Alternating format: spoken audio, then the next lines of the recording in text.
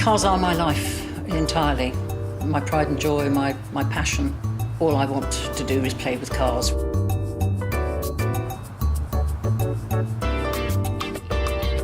Somebody once said, surely you should have a type. And I said, I do have a type. It's rare and quirky.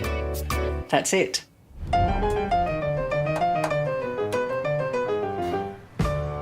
I started off loving cars from a very early age. I can remember my dad having things like a Vauxhall Cresta and a Ford Consul, and then he moved on to Jags. So the passion for cars grew through my dad. It's in the blood.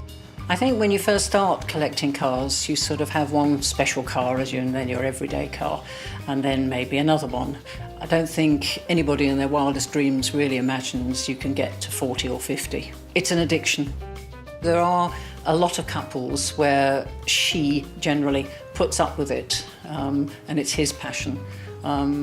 There are a few couples, like myself and my partner, who share that passion, and that's probably when it gets out of hand.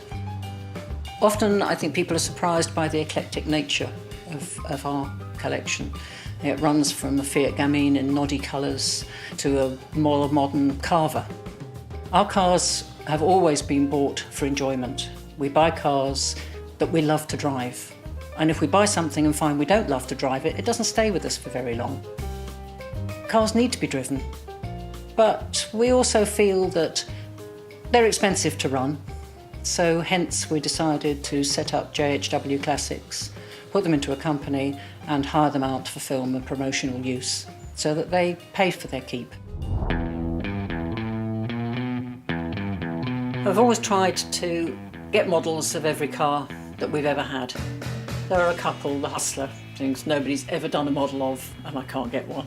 But everything else is pretty much here. You know, strange things like the Honda Element, a modern sort of car that has never been brought into this country. This is the signed model of the GT40 that Jackie Oliver signed. Honda S2000, good car. Had two of those. Another very rare car we had, a Mazda Luce, two-door coupe.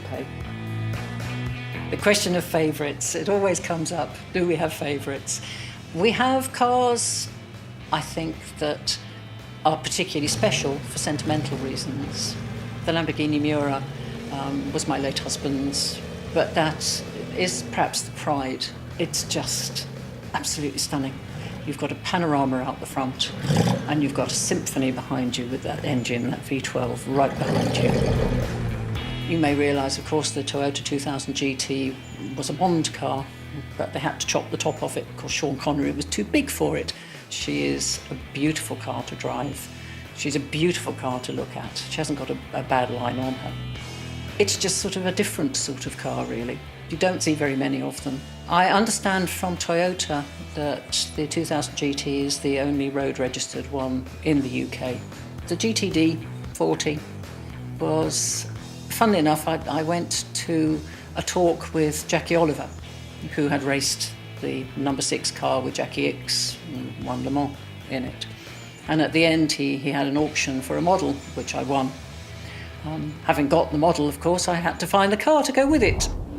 Driving classic cars makes me feel alive.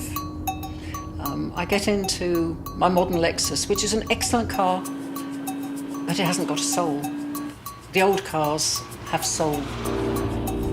And because of that, I think you get such a buzz from them. I drive my cars and enjoy my cars because that is my passion. I don't know how I can be so lucky to be able to indulge in my passion and make it my business.